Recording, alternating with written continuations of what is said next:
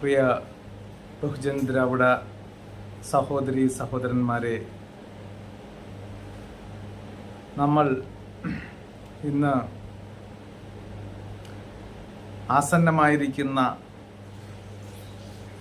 Parliament തിരഞ്ഞെടുപ്പിലേക്കാണ് നാളെ എല്ലാവരും അവരവരുടെ സമ്മതിദാന അവകാശം രേഖപ്പെടുത്തിക്കൊണ്ട് പുതിയ 18ാം സർക്കാർ പാർലമെൻറ്റിലേക്ക് നമ്മളെ ഭരിക്കുന്നതിന് വേണ്ടി നമ്മളാൽ തന്നെ തിരഞ്ഞെടുക്കപ്പെടാൻ പോവുകയാണ്.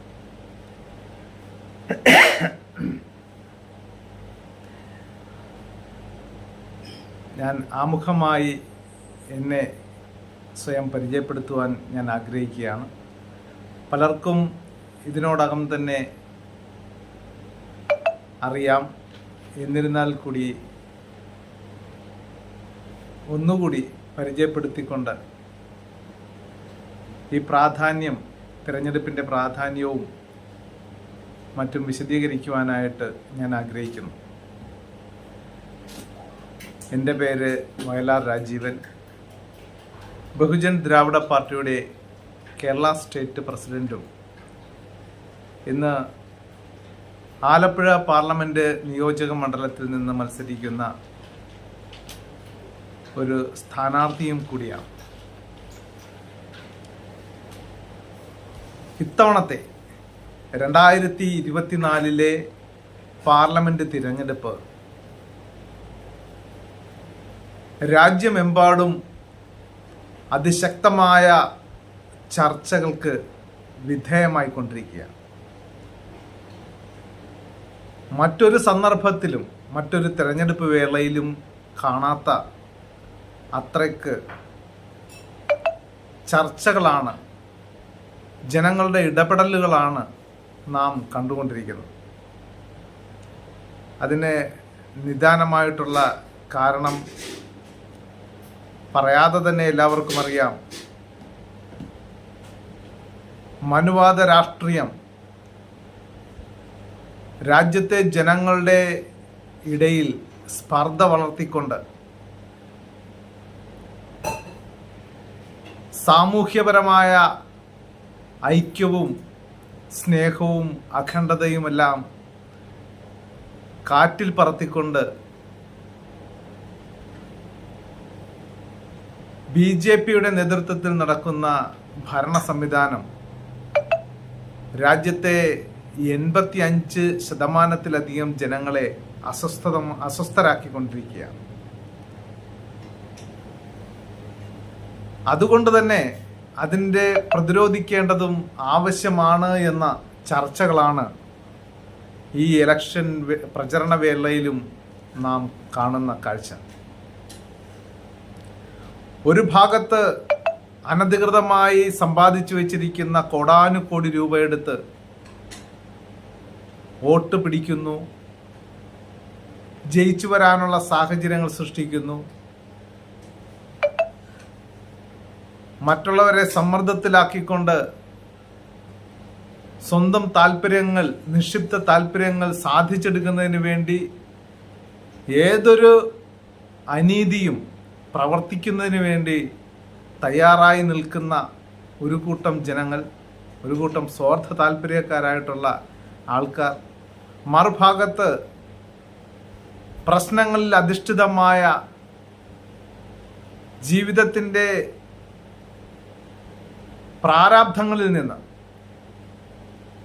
ഒന്ന് കരകയറുവാൻ പണിപ്പെടുന്ന സാധാരണ ജനങ്ങൾ, ഇന്ത്യയിലെ ബഹുഭൂരിപക്ഷം വരുന്ന തദ്ദേശീയരായ ജനങ്ങൾ, അവരിൽ ഭൂരിഭാഗം ആൾക്കാരും ഇന്ത്യയുടെ പൗരത്വത്തിൻ്റെ ഭീഷണിയിലാണ്. പണ്ടൊരു സമയത്തും മനസ്സിൽ പോലും തോന്നിയിട്ടില്ലാത്ത, ഈ ഭൂമി തങ്ങൾക്ക് അന്യമാണ് എന്ന തോന്നൽ പോലുമില്ലാതെ ജീവിച്ച ആ കാലം അതിവിദൂരമായി കഴിഞ്ഞിരിക്കുകയാണ്. എല്ലാവർക്കും ആശങ്കയാണ്. ഞാൻ ജനിച്ചു വളർന്ന ഭൂമിയിൽ ഞാൻ അന്യമായി പോകുമോ എന്നുള്ള ഭയം. ഇതെല്ലാം സൃഷ്ടിച്ചത് ഇവിടുത്തെ മനുവാദ രാഷ്ട്രീയ പാർട്ടികളാണ് എന്നുള്ളതാണ് സത്യം. അതിൽ BJP മാത്രമല്ല അതിൻ്റെ പങ്കുകാർ എന്നാണ് ബഹുജൻ ദ്രാവിഡ പാർട്ടിയുടെ പ്രവർത്തകനും ആലപ്പുഴ പാർലമെന്റ് മണ്ഡലം സ്ഥാനാർത്ഥിയും കൂടിയായ എനിക്ക് പറയാനുള്ളത്. കാരണം ഈ കഴിഞ്ഞ ദിവസം നമ്മൾ പത്രത്തിലൂടെ വായിച്ചതാണ്, സൂറത്തിൽ BJPയുടെ സ്ഥാനാർത്ഥി എതിരില്ലാതെ തിരഞ്ഞെടുക്കപ്പെട്ടിരിക്കുന്നു. ഞാനത് സൂചിപ്പിക്കാൻ കാരണം, സൂറത്തിൽ മറ്റാരും നോമിനേഷൻ കൊടുക്കാതിരുന്നത് കൊണ്ടോ നോമിനേഷൻ സാധൂകരിക്കപ്പെടാതിരുന്നത് കൊണ്ടോ അല്ല അവിടെ BJP ഏകപക്ഷീയമായി വിജയം ആഘോഷിച്ചത് എന്നുള്ളത് രാജ്യത്തെ ഞെട്ടിക്കുന്ന ഒരു വസ്തുതയായി നിലനിൽക്കുകയാണ്. നിർഭാഗ്യവശാൽ തദ്ദേശ ജനതയുടെ പേരിൽ, തദ്ദേശ ജനതയ്ക്ക് വേണ്ടി നിലകൊണ്ട, ഒരു സമയത്ത് നിലകൊണ്ടിരുന്ന BSPയുടെ പേരിൽ നിന്ന സ്ഥാനാർത്ഥി പോലും തങ്ങളുടെ സ്ഥാനാർത്ഥിത്വം പിൻവലിച്ചുകൊണ്ട് BJPയുടെ സ്ഥാനാർത്ഥിക്ക് വിജയം അനുവദിച്ചു കൊടുക്കുന്ന ഒരു സാഹചര്യമാണ് ഇവിടെ ഉണ്ടായത്. ഇതെല്ലാം സൂചിപ്പിക്കുന്നത് ഇന്ന് ബഹുജൻ ദ്രാവിഡ പാർട്ടി അല്ലാതെ മറ്റൊരു പാർട്ടിയും ഈ സവർണ മാടമ്പിമാരായിട്ടുള്ള, ജാതിവാദികളായിട്ടുള്ള ഈ ആൾക്കാരെ, ഈ പാർട്ടിക്കാരെ എതിർക്കുവാൻ മറ്റാരും തയ്യാറല്ല എന്നുള്ളതാണ് വസ്തുത. കേരളത്തിൽ നാം കാണുന്നത് BJPക്ക് വലിയ സ്കോപ്പില്ല എങ്കിൽ പോലും മാർക്സിസ്റ്റ് പാർട്ടിയും ഇടതുപക്ഷവും LDFും UDFും നേർക്കുനേർ പൊരുതുന്ന ഒരു കാഴ്ചയാണ് ഇവിടെ കാണുന്നത്. എന്നാൽ മറ്റ് സമീപ സംസ്ഥാനങ്ങളിൽ, തമിഴ്നാട്ടിൽ അടക്കം കോൺഗ്രസും ഈ LDF കക്ഷികളുമൊക്കെ ഒറ്റ ഇന്ത്യ മുന്നണി എന്നുള്ള ലേബലിൽ മത്സരിക്കുവാൻ തയ്യാറാകുമ്പോൾ കേരളത്തിലെ ജനതയെ കബളിപ്പിക്കുന്ന ഒരു രാഷ്ട്രീയ അടവ് നയമാണ് അവർ സ്വീകരിച്ചിട്ടുള്ളത്.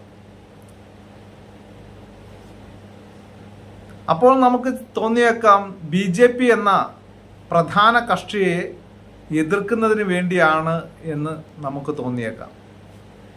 BJPയെ എതിർക്കുന്ന കക്ഷികളല്ല പലപ്പോഴും ഈ പറയുന്ന കോൺഗ്രസ് ആയാലും LDF കക്ഷികളായാലും അവർ എതിർക്കുന്നവരല്ല എന്ന് ചില ഘട്ടങ്ങളിലെങ്കിലും വിലയിരുത്തിയാൽ നമുക്ക് മനസ്സിലാവും.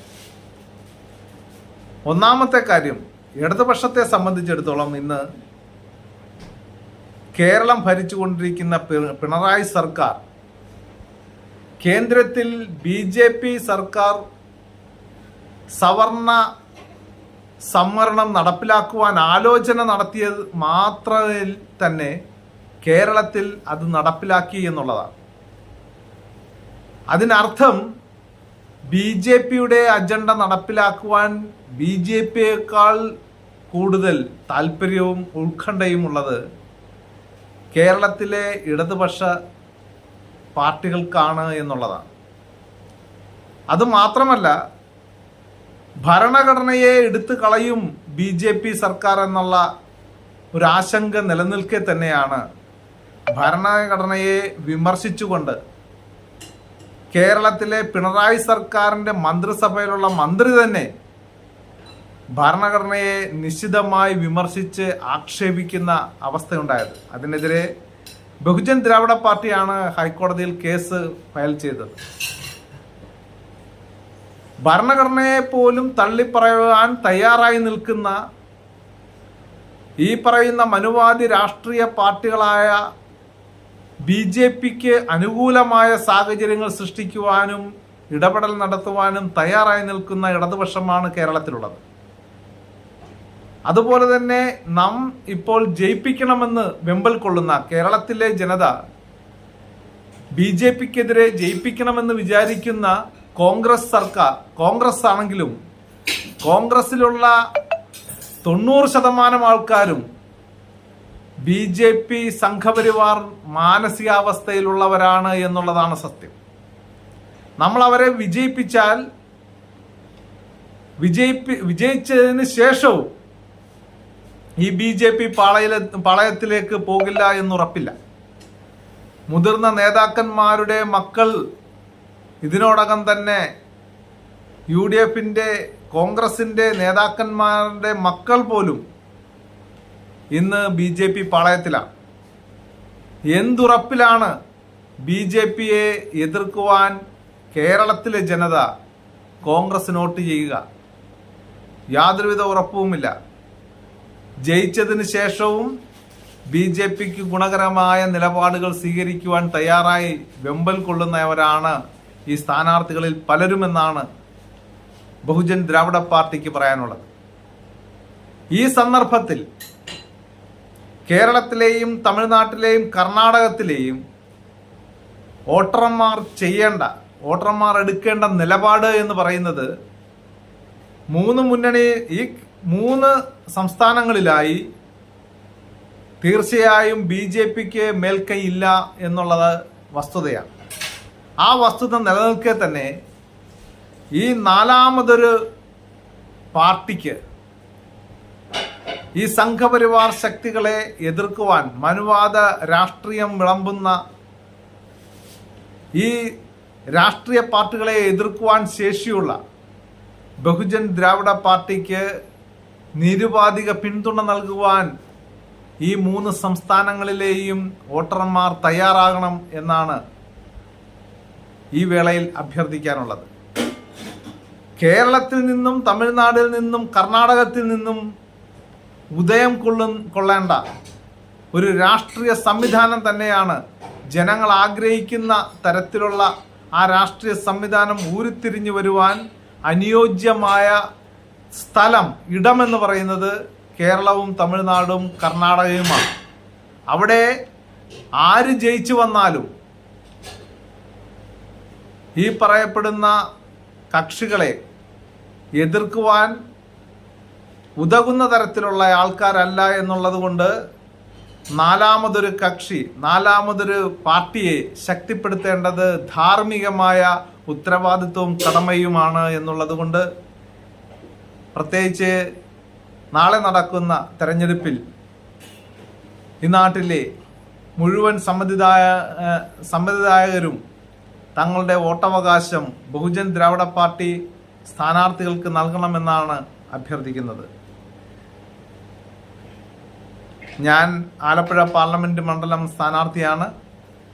ഞങ്ങളുടെ എല്ലാവരുടെയും ബഹുജൻ ദ്രാവിഡ പാർട്ടി സ്ഥാനാർത്ഥികളുടെ ചിഹ്നം വജ്രമാണ്. ഈ വജ്രം അടയാളത്തിൽ നിങ്ങളുടെ വിലയേറിയ സമ്മതിദാനാവകാശം രേഖപ്പെടുത്തി ബഹുജൻ ദ്രാവിഡ പാർട്ടിയെ പൂർവാധികം ശക്തിപ്പെടുത്തണമെന്ന് വിനീതമായി അഭ്യർത്ഥിച്ചുകൊണ്ട് നിർത്തുന്നു. ജയ് ഭീം, ജയ് കാൻശ്രാം, ജയ് BDP.